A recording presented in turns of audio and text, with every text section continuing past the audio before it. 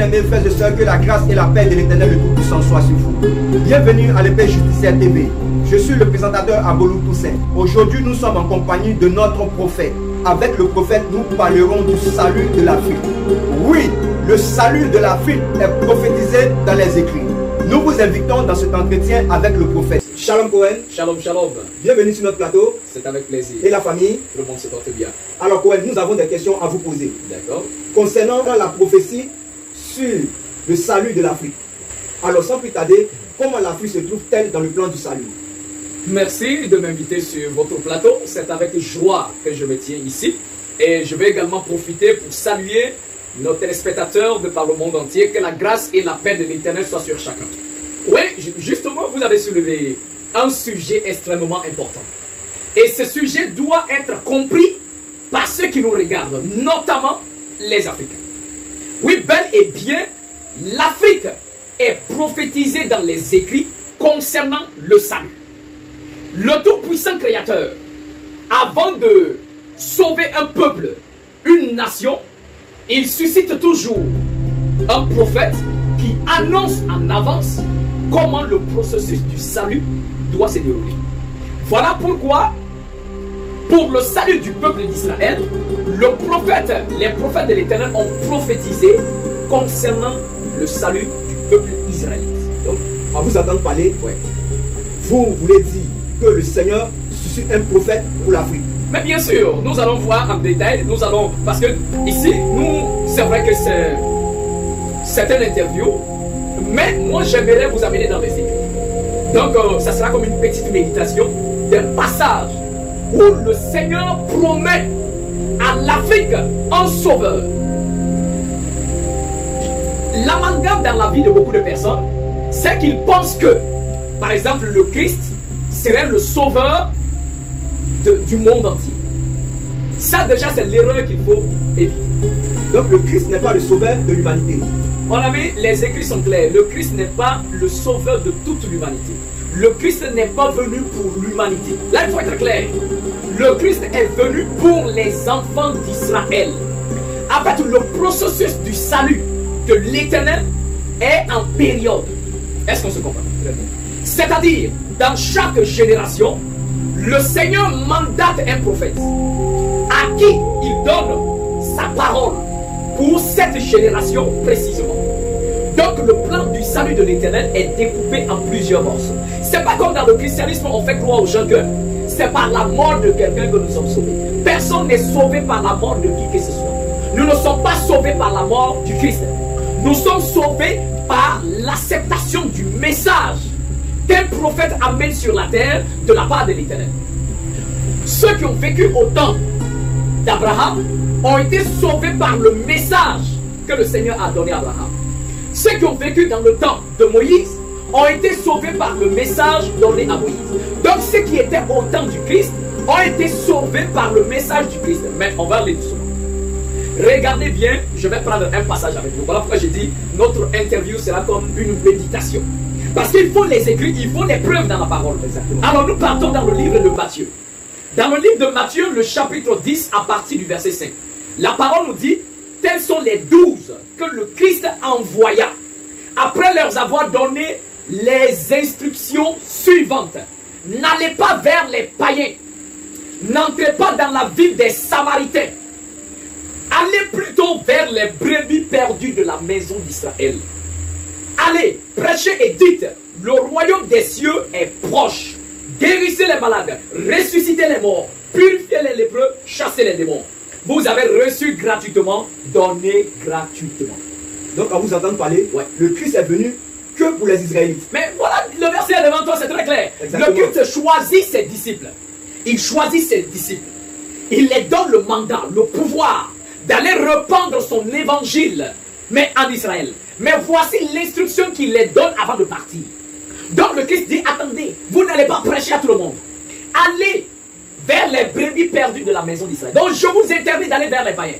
Je vous interdis d'aller chez les Samaritains. C'est-à-dire ceux qui ne sont pas israélites, n'allez pas là-bas. Mais aujourd'hui, on nous fait croire que le Christ est venu pour l'humanité. Le Christ est venu sauver l'humanité. Bon, nous allons lire les écrits. Aussi simple. Donc voici un premier passage où le Christ détermine, ok, il circoncis son message dans un territoire bien précis. Il dit à ses disciples, n'allez pas chez les païens, n'allez pas chez les Samaritains, allez vers les brebis perdues de la maison d'Israël. Donc c'est là-bas que vous devez aller prêcher ma parole, prêcher mon message. Ça c'est la première des choses. Si nous partons dans le livre de Matthieu, toujours le chapitre 15 à partir du verset 21. Le livre de Matthieu. Matthieu chapitre 15 à partir du verset 21. La parole nous dit, le Christ étant parti de là, se retira dans le territoire de Tyr et de Sidon. Et voici qu'une femme cananéenne qui venait de ces contrées lui cria, « Aie pitié de moi, fils de David, ma fille est cruellement tourmentée par le démon. » Il ne lui répondit pas un mot. Et ses disciples s'approchèrent et lui dirent avec instance, « Renvoie-la, car elle crie derrière nous. » Il répondit, « Je n'ai été envoyé qu'aux brebis perdues de la maison d'Israël. » Est-ce qu'on se comprend? Très bien. Donc ici, Le Christ est venu. il lui-même de sa propre bouche, il dit qu'il est venu uniquement pour les brebis perdues de la maison d'Israël. Le verset est très clair. Le verset est très clair. Parce que cette femme n'est pas israélite. Donc elle est cananéenne. Donc le Christ dit, je ne suis pas venu pour vous. Est-ce qu'on se comprend? Très bien. Alors, la femme même avait insisté. Le Christ dit, il n'est pas bon de prendre le pain des petits enfants et les jeter aux chiens. Ça, c'est un proverbe. Oui, le Seigneur est en train de donner un enseignement codé. Il dit, il n'est pas bon de prendre le pain des enfants pour donner aux chiens. Le pain, c'est la nourriture. Le pain, c'est la parole. Le pain, ce sont les miracles, les signes qui vont accompagner sa parole. Et il dit, ce pain-là, il n'est pas bon de prendre pour les donner aux petits chiens. Ça dit ceux qui ne sont pas israélites. Donc voici déjà où le Seigneur circoncit son message. Alors, je vais encore vous choquer. Alors, nous partons dans le livre d'Apocalypse, le chapitre 7. Nous allons voir, après que dans ces deux premiers passages, le Christ dit à ses disciples, n'allez pas chez les païens, n'allez pas chez les Samaritains, allez vers les brebis perdues de la maison d'Israël. Et encore ici, on a lu dans Matthieu, tout à l'heure, il dit, je n'ai été envoyé pour brebis perdues de la maison d'Israël. Maintenant, dans Apocalypse, on parle des personnes qui ont été marquées par le sceau de l'Éternel. Apocalypse, le chapitre 7, la parole dit, après cela, je vis 4 anges debout aux 4 coins de la terre. Ils retenaient les 4 vents de la terre afin qu'il ne soufflât point de vent sur la terre et sur la mer, ni sur aucun arbre. Et je vis un autre ange qui montait du soleil levant et qui tenait le sceau du Dieu vivant. Il cria d'une voix forte aux 4 anges à qui ils avaient été donné le pouvoir de faire du mal à la terre et à la mer. Et il dit, ne faites point du mal à la terre, à la mer, aux arbres, jusqu'à ce que nous ayons marqué du sceau le front des serviteurs de notre Dieu. Et j'entendis le nombre de ceux qui avaient été marqués du sceau. 144 000 de toutes les tribus d'Israël. Le verset est très clair. Le verset est clair que ceux qui ont été marqués du sceau sont de toutes les tribus d'Israël. Et le verset contredit, par exemple, il dit de la tribu de Juda, 12 000 marqués du sceau. De la tribu de Ruben, 12 000. De la tribu des Zabulon, 12 000. Alors c'est des bêtises que les chrétiens viennent s'arrêter qu'ils sont les 144 000. Vous n'êtes pas israélite. Est-ce que vous faites partie du peuple d'Israël? On dit toutes les tribus d'Israël, 12 000, 12 000, 12 000. Donc les 12 tribus vont 144 000. Et le Christ est venu uniquement sauver les 144 000. Preuve. Apocalypse le chapitre 14. Dans les 144 000 qui sont marqués ici, on va les voir au ciel avec le Christ. Apocalypse le chapitre 14 à partir du verset 1. Le verset dit, je regardais et voici l'agneau se tenait sur la montagne de Sion et avec lui 144 000 personnes qui avaient son nom et le nom de son père écrit sur leur front. Vous avez vu tout à l'heure dans le verset, le chapitre 7, on dit on a marqué du front les serviteurs de l'Éternel, les 144 000. Mais ici on détermine c'était quoi la marque. On dit c'était le nom du Christ et le nom de son père écrit sur le front. Maintenant, le verset dit, et j'ai entendu du ciel une voix, comme un bruit de grosses eaux, comme le bruit d'un grand tonnerre. Et la voix que j'entendis était comme celle de joueurs de harpe jouant leur harpe. Ils chantaient un cantique nouveau devant le trône et devant les 4 êtres vivants et les vieillards. Et personne ne pouvait apprendre le cantique si ce n'est les 144 000 qui avaient été rachetés de la terre. On dit les 144 000 ont été rachetés de la terre. Donc les 144 000, ce sont les 144 000 que le Christ est venu sauver. Exactement. Et le christianisme nous fait croire que le Christ est venu sauver l'humanité. Ça, les versets sont très clairs. Les versets sont clairs. Il faut être vraiment un aliéné. Il faut être vraiment quelqu'un qu'on a fait un lavage de cerveau pour croire ça. Donc, je vais récapituler. Le premier passage qu'on a lu dans Matthieu, le chapitre 10, le verset 5, le Christ envoie ses disciples prêcher. Et dit, n'allez pas chez les païens, n'allez pas chez les samaritains, allez vers les brebis perdues d'Israël. Très clair. Très clair. D'Israël. D'Israël, les brebis perdues. Et encore, Matthieu qu'on venait de lire, le Matthieu chapitre 15, le verset 21, le Christ continue à dire à la femme, je n'ai été envoyé, il faut être vraiment bête pour ne pas croire, pour ne pas comprendre ça. Je n'ai été envoyé qu'au. Quand on dit qu'au, c'est comme si on dit que au. Mais comme ça, le français, on peut pas dire que au. Donc, fait la liaison pour dire qu'au. Ça dit en d'autres termes, je n'ai été envoyé uniquement pour les brebis perdues de la maison. C'est le patron lui-même qui parle. Ça, et maintenant on voit dans Apocalypse 7 d'abord, on nous dit que l'ange est venu marquer du sceau le front des serviteurs de l'Éternel et on donne les nombres 144 000. On n'a pas dit 144 000 qui ont été de toutes les nations de la terre. On dit 144 000 qui viennent uniquement d'Israël. Donc il n'y a pas Ivoirien dedans. Dans les 144 000, il n'y a pas un Européen. Il n'y a pas les Européens, il n'y a pas les Asiatiques. Il n'y a pas les Asiatiques, il n'y a pas les Indiens dedans. Dans les 144 000, c'est uniquement Israël. Les 12 tribus. Et la preuve en est que dans Apocalypse 14, on les voit au ciel avec le Christ. Si un Ivoirien dit qu'il a été racheté, pourquoi il n'est pas au ciel? Exactement. Pourquoi il ne fait pas partie des 144 000? Les 144 000 sont au ciel avec le Mashiach. On dit que c'est ceux-là qui ont été rachetés de la terre. Donc le Christ n'est même pas venu sauver 10 000 personnes, mais 144 000 personnes. Pas au-delà. Donc c'est eux qui sont les prémices. Donc le verset continue à nous dire. Le verset 4 dit, ce sont ceux qui ne se sont pas souillés avec les femmes, car ils sont vierges. Ils suivent l'agneau partout. Ils ont été rachetés d'entre les hommes comme des prémices pour Dieu et pour l'agneau. Comme des prémices. Comme des prémices. Alors, bien aimé, c'est quoi les prémices? Si tu as fait un champ de riz, ok? Tu as fait un champ de riz. Alors, pendant qu'il y a les épis, quand nous voyons les épis qui sont là et que la moisson approche, alors vous allez voir que les épis ne vont pas tous mûrir ensemble. Donc, il y a quelques épis qui vont commencer à mûrir et c'est ça qu'on appelle les prémices. Donc, le propriétaire du champ, qu'est-ce qu'il fait? Malgré que tout le champ n'est pas encore arrivé à la maturité totale, mais il y a les prémices qui sont à l'intérieur. Donc, le propriétaire du champ se tient et il se doit de venir au champ pour couper les prémices au milieu. Parce que les prémices ne sont jamais coupées avec le reste de la moisson. Si tu laisses, les prémices meurent. C'est-à-dire, les prémices tombent. Les prémices tombent. Et si, en coupant les prémices, tu veux couper tu veux faire toute la moisson, là aussi tu perds ton champ. Donc, on va d'abord enlever les prémices. Après les prémices, maintenant, tout le champ sera mûr après. Et ainsi, on pourra faire la moisson. Si on comprend bien, le Christ a enlevé ces prémices-là. Exactement, c'était ça sa mission, la mission du Christ. Point barre, il n'y a pas plus, il n'y a pas moins. Le Christ est venu sauver les 144 000 qui sont les prémices de la création, les prémices des hommes. Et ces prémices-là sortent uniquement d'Israël. Alors, prophète, nous allons revenir à notre question. D'accord. Dans la prophétie d'Ésaïe, oui. Quel est ce sauveur-là? Quel est ce prophète que l'Éternel nous envoie? D'accord. Alors, nous allons lire ensemble déjà le passage d'Ésaïe. D'accord.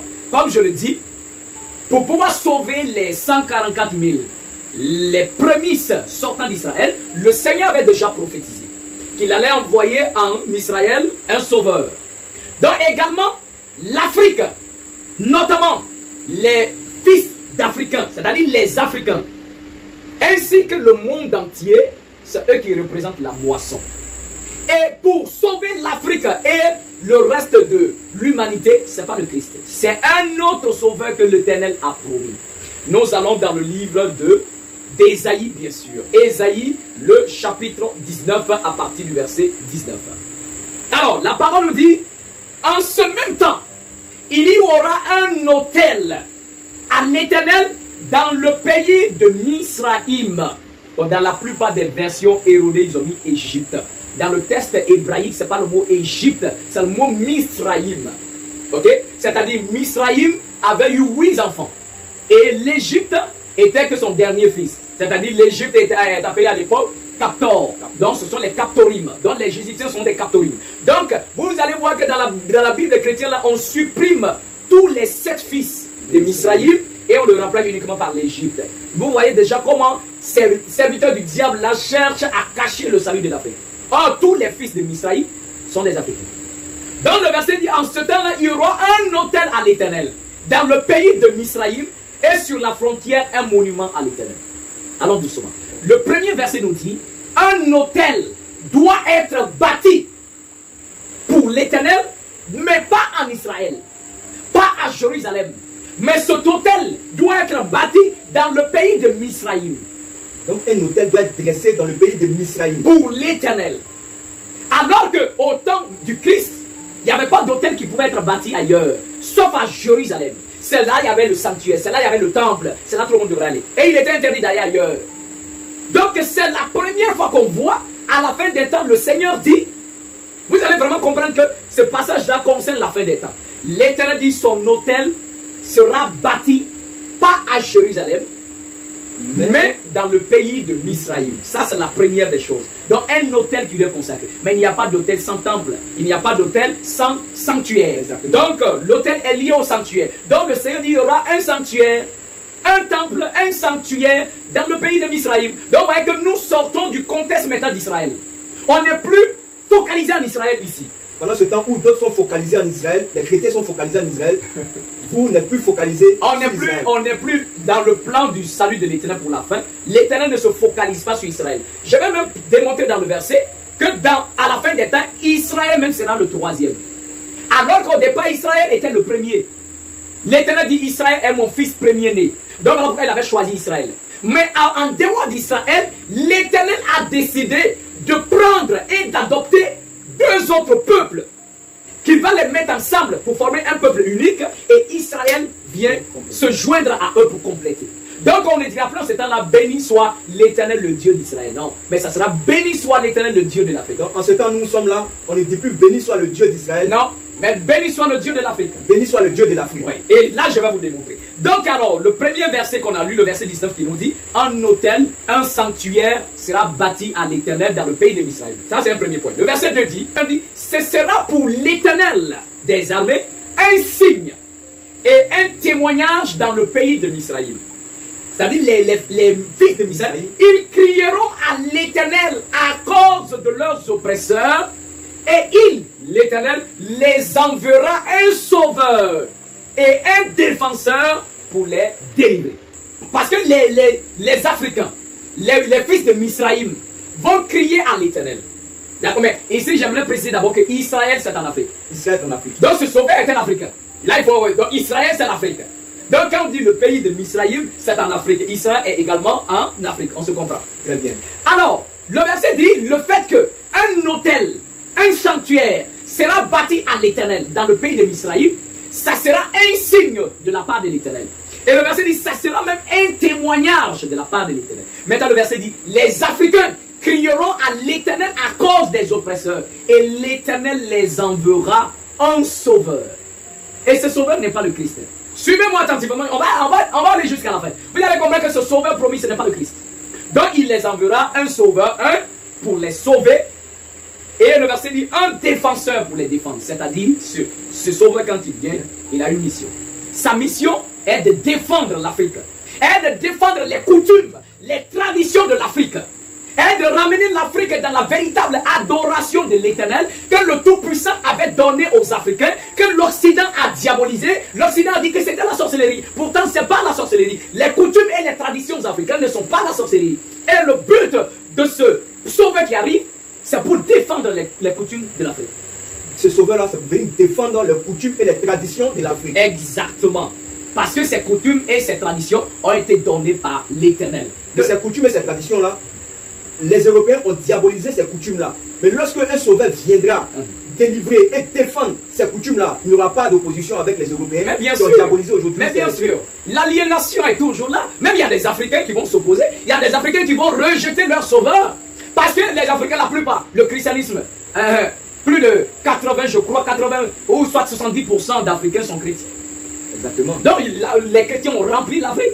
Pourtant, ceux-mêmes qui ont créé ce christianisme-là, même là, ils ont abandonné. Les Occidentaux, même, ils font rien avec le christianisme. C'est l'Africain qui a chargé. Parce qu'ils sont mal enseignés. L'Africain a son sauveur que son père, le Créateur, lui a promis. Et le temple de l'Africain, le sanctuaire de l'Africain, ça ne sert pas en Occident ou ailleurs, c'est en Afrique. Parce que c'est l'Africain qui sort d'ici, il dit va en pèlerinage à la Mecque. Celui qui sort, il dit va en pèlerinage dans le faux Israël. Mais l'Africain n'a pas de sanctuaire lui-même. Mais l'État a demandé qu'un sanctuaire soit. Il y aura un sanctuaire en Afrique, dans le pays d'Israël. Donc, nous continuons. Le verset dit quand ce sauveur viendra, il défendra l'Afrique et sauvera l'Afrique. Mais ce n'est pas un sauveur qui s'est levé pour se proclamer oui, moi je suis un sauveur de l'Afrique. C'est l'Éternel qui a envoyé ce sauveur suite à la prière que le peuple a fait. C'est-à-dire, le verset dit ils crieront à l'Éternel à cause de leurs oppresseurs. Qui a oppressé l'Afrique? Ce n'est pas les colons, ce n'est pas les Occidentaux. C'est eux qui ont oppressé l'Afrique.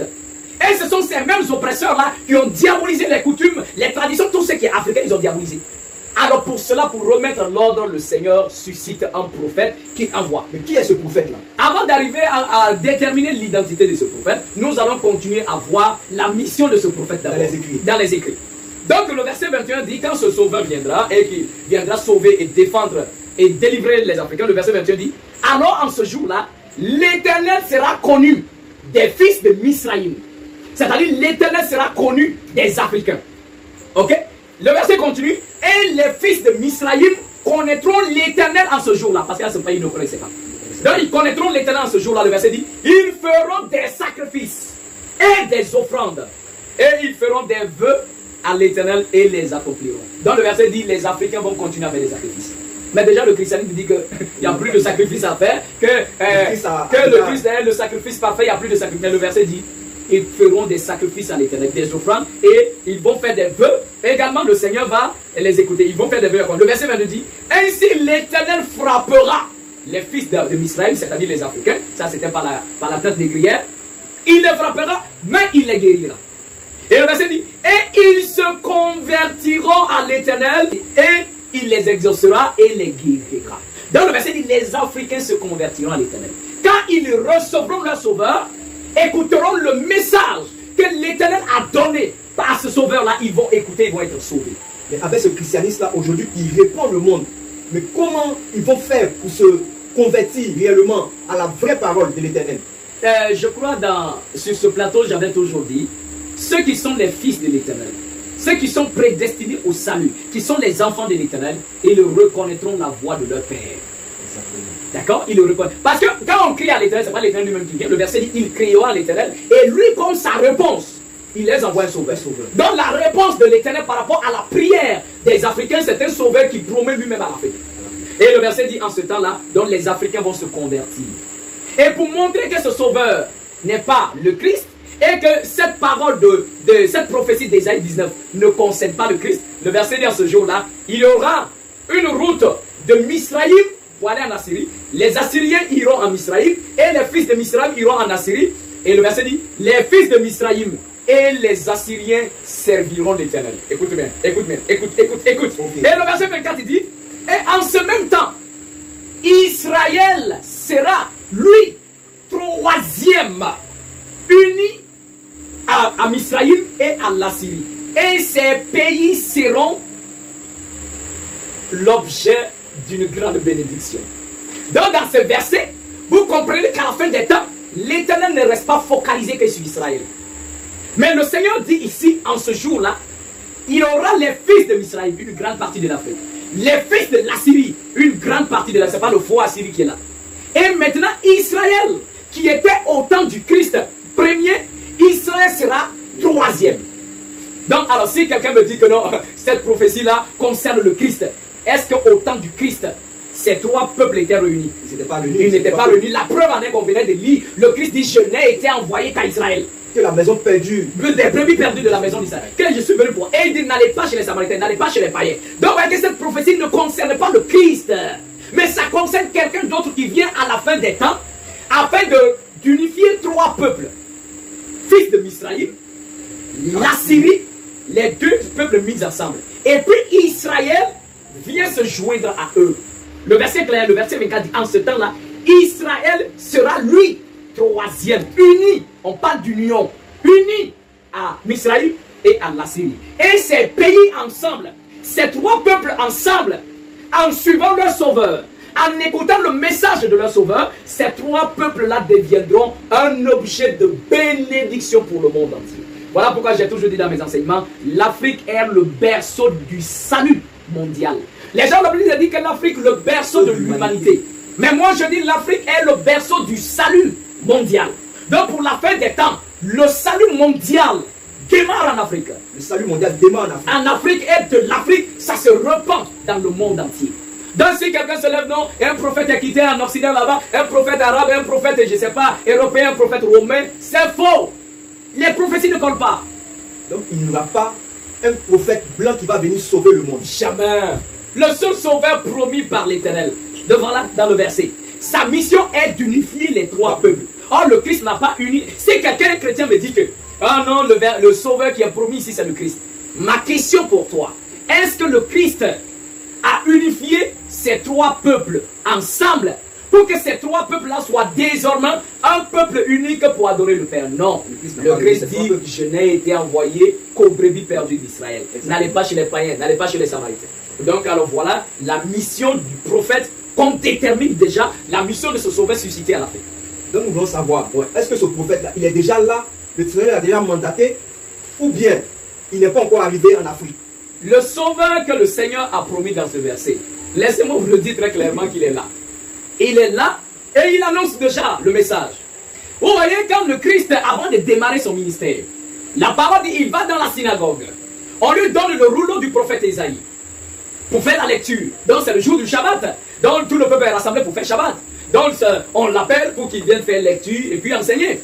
Donc il prend le rouleau d'Ésaïe, il lit. Et dit, l'Esprit du Seigneur est sur moi. Car le Seigneur m'a oint pour annoncer la liberté à ceux qui sont prisonniers, pour guérir le cœur brisé, libérer les captifs. Et quand il finit, il ferme le rouleau et dépose. Il dit, cette parole que vous avez entendue se réalise aujourd'hui.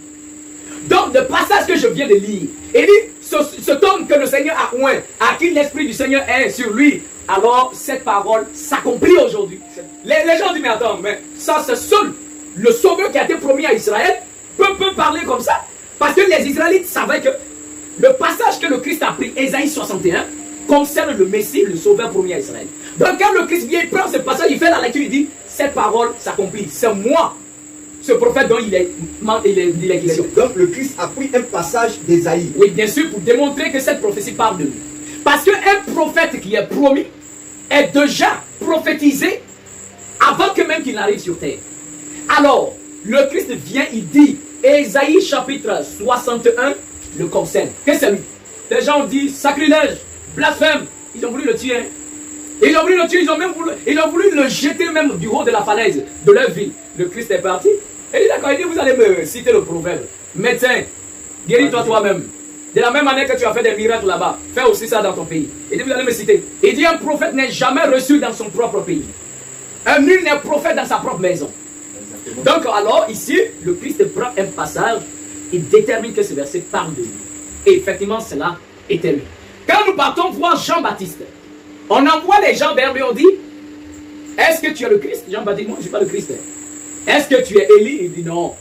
On dit, mais dis-nous qui tu es pour que nous partions donner une réponse à ceux qui nous ont envoyés. Et il dit, je suis la voix de celui qui crie dans le désert. Préparez le chemin du Seigneur, aplanissez ses sentiers. Comment Jean-Baptiste vient, il dit que le prophète Ésaïe a prophétisé sur sa vie. Et il dit, il est la voix de celui qui crie dans le désert. Ésaïe a prophétisé. Donc vous voyez que chaque prophète quand il vient, il sait quel est le verset ou bien quelle est la prophétie qui le concerne. Dans le verset. Donc concernant le sauveur promis à l'Afrique, concernant le sauveur suscité par l'Éternel pour sauver l'Afrique et le monde entier, en répondant à cette question que vous avez posée, est-ce que ce prophète est là qu'il est? Je le dis haut et fort devant la face du monde entier, sans orgueil, sans complexe d'infériorité. Je suis l'accomplissement de la prophétie d'Ésaïe, le chapitre 19. Le sauveur que le Seigneur a suscité pour sauver l'Afrique et unifier les trois peuples africains Je suis celui que le Seigneur a mandaté. Donc vous êtes le prophète que le Seigneur a mandaté. Oui, bien sûr. Et ce n'est pas un sujet pour s'enorgueillir. Ce n'est pas un sujet pour se glorifier. C'est un mandat céleste. Et la preuve en est que le verset 19 commençait par nous dire qu'il y aura un autel bâti à l'Éternel dans le pays de Israël. Comme je venais de le dire, ce passage ne concerne pas le Christ, parce que le Christ n'a jamais bâti d'autel pour l'Éternel dans le pays de Israël. Mais en tant que moi-même Israélite, lévite, sacrificateur, le sanctuaire est là. L'autel du Seigneur est bâti. Le monument du Seigneur est là. Donc nous sommes en plein accomplissement de la prophétie d'Ésaïe, le chapitre 19. Donc les autels, les monuments, tout ça a été dressé. Dressé, bien sûr, bien sûr. Selon la prophétie. Et les gens voient mes enseignements, ils voient que je fais des libations, on fait des holocaustes dans le sanctuaire. Parce que c'est l'accomplissement de la prophétie d'Ésaïe. De la prophétie d'Ésaïe. Et là, l'Africain, s'il veut, qu'il croie. Mais le Christ dit toujours, il dit, je n'ai pas parlé de moi-même, mais je parle uniquement des choses que le Père m'a enseignées. Et je sais que son commandement est la vie éternelle. Car la parole dit que le Seigneur suscite un sauveur à l'Afrique. Un sauveur, je ne sais pas si c'est le mot là qui fait que les gens s'enorgueillissent. Ce n'est pas le mot sauveur qui est le problème. En réalité, ce n'est pas l'homme même en question qui sauve. Mais c'est l'Éternel qui sauve à travers un être humain. Et à travers le message. À travers le message. Voilà pourquoi le salut d'un homme n'est pas de la mort d'un individu. Le salut d'un homme, ce n'est pas, je ne sais pas quoi, je ne sais pas qu'est-ce que je peux dire encore, mais le salut d'un homme est déterminé par la réception du message. Et puisque les gens sont déjà, ont mis leur foi en ce Christ-là, en ce Jésus-là, aujourd'hui ils sont ancrés dans le christianisme. Ouais. Ils disent même que le sang de Jésus-Christ qui sauve. Mais aujourd'hui là, quand on vous entend parler que le sang de Jésus ne sauve pas aujourd'hui là, quand les chrétiens entendent ce message-là, ouais, vraiment ils seront choqués. Mais attendez, d'accord. S'ils pensent que c'est par la mort de quelqu'un qu'ils sont sauvés, s'ils pensent que c'est par le sang versé de quelqu'un qu'ils sont sauvés, on va prendre justement quelques passages pour terminer. Je vais d'abord partir dans leur évangile, parce que moi je ne suis pas quelqu'un qui pratique leur Bible falsifiée. Voilà, le livre que le Tout-Puissant a donné pour le salut de l'Afrique et pour le salut des élus, c'est l'épée justicière. Dans mes enseignements, je répète toujours l'épée justicière. Donc, si je prends la Bible, c'est pour montrer des passages qu'ils ont, parce que la Bible étant falsifiée. Donc, vous avez un livre qui est l'épée justicière. Mais bien sûr, l'épée justicière, la véritable parole authentique de la Bible qu'ils ont falsifiée. Donc, la Bible est une falsification. Quand je parle de falsification, on ne dit pas que tout le document est faux. Mais comme je dis, Israël est un peuple noir. Et l'Occident, notamment le Vatican, pour pouvoir établir leur domination sur le monde entier et surtout sur l'homme noir, ils vont prendre dans la main de nos ancêtres les écrits. Moi je vais appeler ça voler. Ils vont voler les récits de nos pères. Et ils vont également aller en Égypte. Ils vont également voler quelques paroles. Et ils vont mettre ensemble. Ils vont faire une synchronisation. Et quand ils vont synchroniser les récits des Israélites et du peuple égyptien, ils vont mettre ensemble pour former leur Bible aujourd'hui. Et c'est ce que nous disons. Alors, ce n'est pas tout ce qui est dans les écrits, dans leur Bible qui est totalement mensonge. Non, mais il y a des modifications, des falsifications. Quand on parle de falsification, c'est le fait d'altérer un document. C'est le fait de modifier des passages. Il y a des passages qu'on laisse textuellement. Il y a des passages qu'on modifie. Ok? Donc, si nous partons dans le livre de Jean, Jean le chapitre 8 à partir du verset 40, parce que le chrétien dit que c'est par le sang de Christ qu'il est sauvé, d'accord? Le Christ dit, Jean chapitre 8 le verset 40, il dit, mais vous cherchez à me faire mourir, moi qui vous ai dit la vérité que j'ai entendue de Dieu. Cela, Abraham ne l'a point fait. Vous faites les œuvres de votre père. Et ils lui dirent, nous ne sommes pas des enfants illégitimes, nous avons un seul père et c'est Dieu. Le Christ dit, si Dieu était votre père, vous m'aimeriez, car c'est de lui que je suis sorti et c'est de lui que je viens. Et je ne suis pas venu de moi-même, mais celui qui m'a envoyé. Pourquoi ne comprenez-vous pas mon langage? Parce que vous ne pouvez écouter ma parole. Maintenant, regardez ce que le verset 44 dit. Vous avez pour père le diable, et vous voulez accomplir les désirs de votre père, car il a été meurtrier dès le commencement. Qu'est-ce que les pharisiens voulaient faire contre le Christ? Cette question pour vous. Qu'est-ce que les pharisiens voulaient faire contre le Christ? Les pharisiens voulaient tuer le Christ. Ils voulaient le tuer. Donc le Christ dit, vous cherchez à me tuer, moi qui vous entends, qui a dit la vérité que j'ai entendue de Dieu. Et le Christ dit, Dieu n'est pas votre père, mais votre père c'est le diable. Parce que vous voulez accomplir les désirs de votre père le diable en me tuant, en voulant commettre un meurtre. Vous suivez les traces de votre père le diable parce que lui c'est un meurtrier depuis le commencement. Donc la mort du Christ lui-même, le Christ lui-même détermine sa mort comme un meurtre, comme l'œuvre et les désirs du diable. Et c'est ce désir du diable là que le chrétien prend et dit il est sauvé avec ça. Mais je vais encore aller plus loin. D'accord. Avant de prendre un dernier verset, Jean le chapitre 17. D'accord? Jean chapitre 17, le verset 1. La parole dit, après avoir parlé ainsi, le Christ leva les yeux vers le ciel. Il dit, Père, l'heure est venue, glorifie ton Fils, afin que ton Fils te glorifie. Selon que tu lui as donné pouvoir sur toute chair, afin qu'il accorde la vie éternelle à ceux-là que tu lui as donné. Afin qu'il accorde la vie éternelle à ceux-là que tu lui as donné. Donc le Père n'a pas donné toute l'humanité au Christ. Mais il a donné un pouvoir au-dessus de toute l'humanité. Mais dans l'humanité, le Père lui a donné un groupe. Il continue. Le Christ dit, oh la vie éternelle. Le chrétien dit la vie éternelle, c'est la mort du Christ. Mais le Christ dit, oh la vie éternelle consiste, oh papa, à te connaître, toi le seul véritable Dieu, et moi-même que tu as envoyé, Yahushua HaMashiach. Donc, par le sang, par le sang, le Christ dit ici que la vie éternelle, c'est que vous et moi et nos auditeurs, nous arrivions à connaître le Père et à lui-même le connaître. C'est ça la vie éternelle. Sa mort ne fait pas partie de la mission. Le verset 4 est clair. Il dit, je t'ai glorifié sur la terre et j'ai achevé l'œuvre que tu m'as donnée. J'ai terminé mon travail. Il est encore vivant. Il dit à son Père, la mission que tu m'as donnée, j'ai fini. La mission c'était quoi? Qu'il accorde la vie éternelle aux hommes. Mais il n'est pas comment il est vivant. Il dit, Père, le travail que tu m'as confié, j'ai terminé. Donc sa mort ne fait pas partie. Maintenant, la mort du Christ est même une folie. C'est l'échec des humains. Alors je prends ce dernier passage avec vous. Alors le livre de Corinthiens. 1 Corinthiens, le chapitre 2, nous lisons à partir du verset 6. Écoutez attentivement. Vous qui nous suivez, écoutez ce passage attentivement. Le Christ dit, vous connaîtrez la vérité et la vérité vous affranchira. C'est la connaissance de la vérité qui t'affranchit. Mais si tu n'arrives pas à la connaissance de la vérité, tu seras comme ce que l'Éternel dit, mon peuple périt faute de connaissance. Il faut faire attention. Donc, 1 Corinthiens, le chapitre 2, le verset 6 dit, c'est l'apôtre Paul qui parle, cependant, c'est une sagesse que nous prêchons parmi les parfaits. Sagesse que les chefs de ce siècle n'ont pas connue. Et il dit, nous prêchons la sagesse de Dieu, mystérieuse et cachée, que Dieu, avant les siècles, avait destinée pour notre gloire. Maintenant, regarde le verset 8. Et il dit, sagesse que les chefs de ce monde n'ont pas connue. Car, s'ils avaient connu, ils n'auraient pas tué le Seigneur de gloire. Ici, c'est le français, il faut vraiment être bête pour ne rien comprendre ici.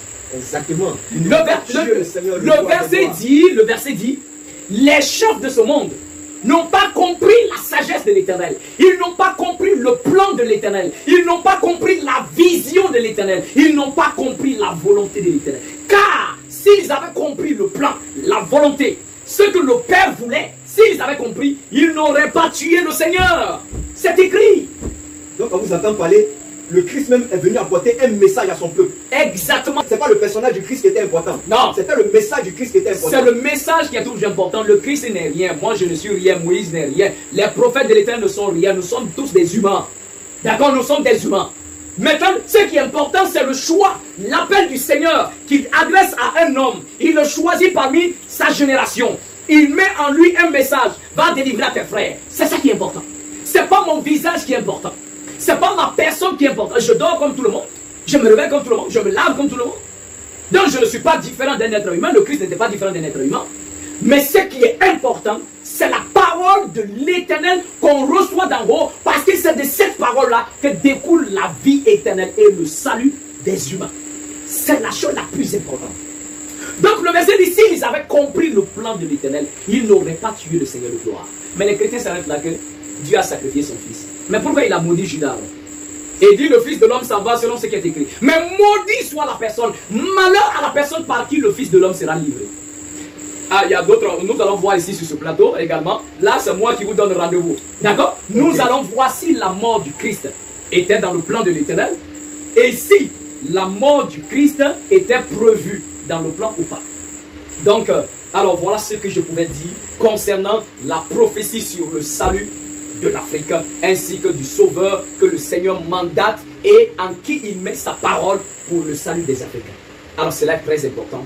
Voilà ce que j'avais à dire. Alors nous vous disons merci Cohen. Merci à Car vous. nous sommes édifiés par votre parole, nous sommes édifiés par votre message. Bien aimés, nous voici à la fin de notre entretien. Alors nous vous donnons rendez-vous pour une prochaine fois. Et moi je vous dis shalom.